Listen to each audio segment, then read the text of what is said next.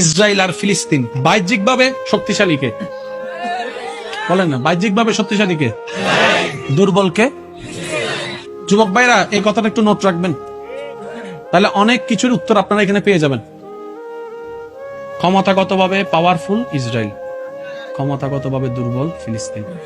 জনসংখ্যা বেশি ইসরায়েলের, ডলার বেশি ইসরায়েলের, অস্ত্র বেশি ইসরায়েলের, পারমাণবিক বেশি ইসরায়েলের, বিভিন্ন বড় বড় দেশের সাথে বন্ধুত্ব ইসরায়েলের, টাকা বেশি ইসরায়েলের, তেল বেশি ইসরায়েলের, ব্যবসা বেশি ইসরায়েলের, মানুষও বেশি ইসরায়েলের, সব দিক দিয়ে স্ট্যান্ডার্ড ইসরায়েল।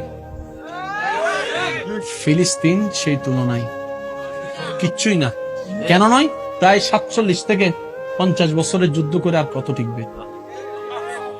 কিন্তু এখনো পর্যন্ত ফিলিস্তিন দখল করতে পারছে কেন? কখনো ভাবছেন জিনিসটা?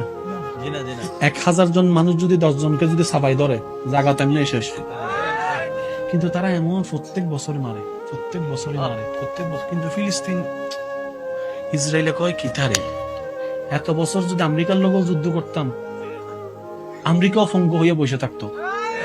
কিন্তু ফিলিস্তিনের দেখি মারে মারলে বাচ্চা দাঁড়ায় যায়, বাচ্চারে মারলে মা বাবা বুকের মধ্যে বাচ্চারে নিয়ে বলে, আল্লাহ তোমার দরবারে শুকরিয়া, আমি শহীদের মা হতে পেরেছি, আমি শহীদের বাবা হতে পেরেছি।